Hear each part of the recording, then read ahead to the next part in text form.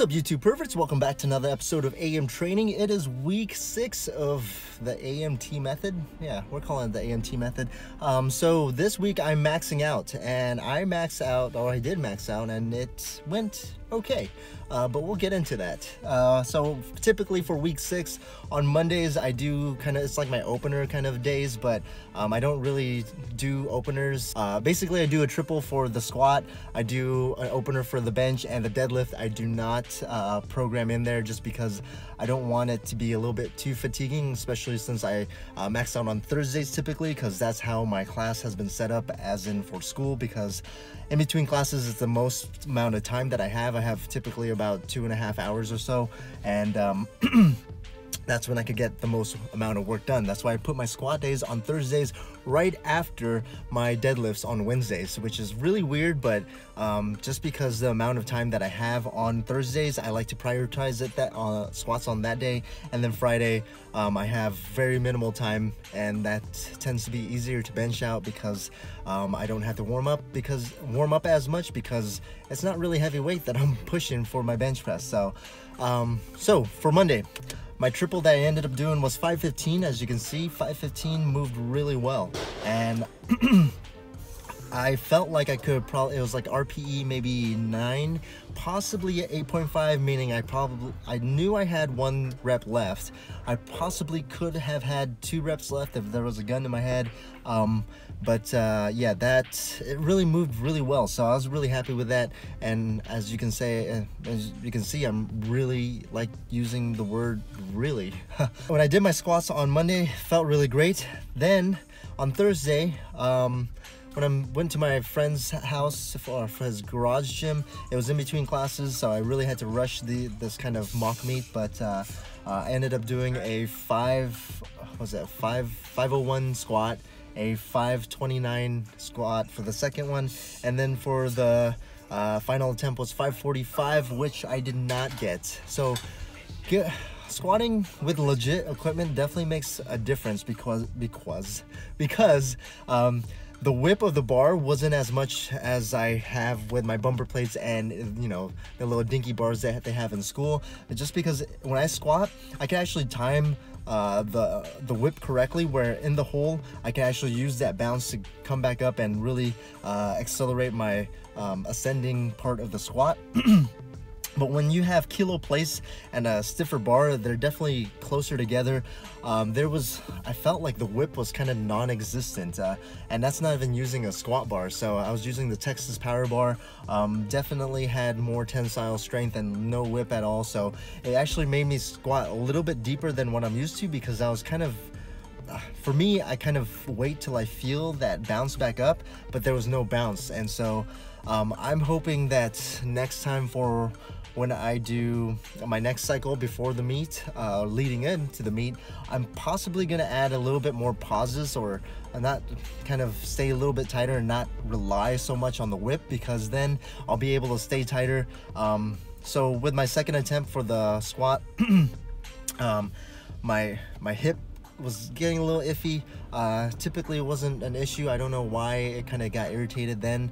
Maybe that, or maybe it was just an excuse for my squat not feeling that great. Yeah, the 545, I don't know if I could have possibly grinded it out. I want to say I could have, but I felt a little bit on the dizzy side right when I racked it. I think I was trying to stay tighter than I do. I typically kind of breathe out. At that time I just held my breath and re-racked or unracked it. So my friend Anthony called the command squat, but it took me like a good, I don't know, 8 seconds in order for me not to feel dizzy and then go into it.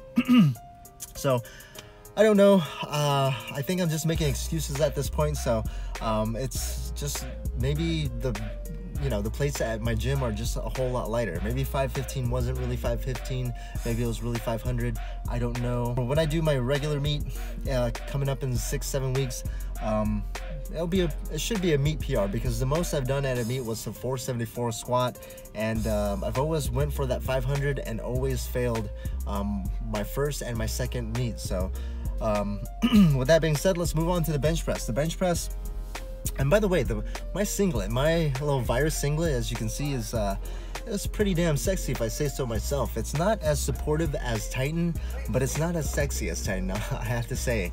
I'm really loving the color scheme. I'm loving how it feels and kind of fits. If anything, I could possibly have it a little bit higher, kind of show off the quads maybe. Maybe that might have been my only critique, but other than that, I like how the color scheme and just, yeah, it just fits. The material's pretty good. It's a little bit thicker on the thigh. I think that's just because it's I feel like it's an Oli singlet, just because a lot of the, you know, the clean and jerks are or clean and snatches are gonna be, you know, you're gonna hit your thighs before you bring up the weight. So I don't think that's too important for the deadlift. You're not really bringing up that high. I don't know. Virus, I feel like, tends to be an Olympic lifting company. But anyways, bench press. First attempt was 265. Second was what was the second attempt? 282 or something like that. 284, and then the last one was 292, which that actually ties up my last meet third attempt PR, I guess. And yeah, everything went really well, because I mean, during training, my, you know, nerve injury definitely got the best of me, and I never went higher than 265. I think I never went higher than 265. So, you know, being able to do 292, that's pretty good confidence booster, and just kind of shows that my rehab for this nerve injury is going in the right direction. So pretty happy about that. I think I'm hoping at least get a freaking meet PR. I mean, it's been like, what, 3-4 years since I last competed, so hopefully I can get at least 5 pounds on my meet PR for the bench press, because if not, that's kind of sad. But I mean, if you're looking at overall progress is going pretty well, especially for the squat. I mean, ideally I would be able to squat 550, which would be a good, what, 75-pound PR, meet PR. And then now talking about the deadlift was a little frustrating, but probably my proudest lift for that day, just because I did not quit. I went 584, I think 585 was my first attempt, followed by a 606 second attempt, and then a 612 grinder, which if I were to give myself a red or white light, I would have given myself a red light, because I wasn't hitching, but it sure did look like it was hitching, because my knees were extending and flexing, oscillating through, and it was kind of doing like a teeter-totter motion. It wasn't clean, so I would definitely give myself a red light. But I want to give myself kudos, because I feel like that was the grinder of my life. I mean, that was probably the longest grinder. I could probably show you here in seconds how long my grinder was. Roughly around 10 seconds of grinding that deadlift up, which, I mean, it took a good chunk, like the soul out of me. Like yeah, I legit remember not being able to breathe after that, and just felt like my eyes were just, I felt like they were bleeding. So that was probably one of the toughest grinders for the deadlift. And I might as well show you my grinders for my what is it, my toughest grinder for my squat, which was a like 490, and that was a good, what, 6 seconds. And then the bench press, the toughest grinder, that was like a good maybe 5 seconds or so. But I mean, grinding is a skill. I don't typically recommend people grinding, because, you know, you just want to freaking get the weight, make it fast. You don't want it, you know, if your intention is to move it fast, then most likely you're going to move it fast and then go through your sticking point. But with that being said, grinding is a skill. Some people kind of just give up. Some people are really good at grinding, which, let's go a little scientific-y. If you guys know what rate coding is the frequency of the signal from your brain going to your muscles, and that's going to have the effect of strength. Women, in order to lift the same amount of weight, this goes for women and elderly. I got this from an article by, damn it, I can't think of the article, but it's in the literature. Women and elderly, they basically have to keep pulling and grinding in order to make the same amount of peak force as their male counterparts. So what does that mean in layman's terms, basically, the longer they pull, the more likely they're going to get the lift. Or stand up for the elderly, because the elderly, they tend to have a, I think that was actually the study, is that they have a sticking point in their squat. It's not really a squat, it's a sit to stand. So getting up from a chair, it takes them longer, but if they're able to kind of, stick through it, they'll be able to sit up compared to, like I said, their male or younger counterparts.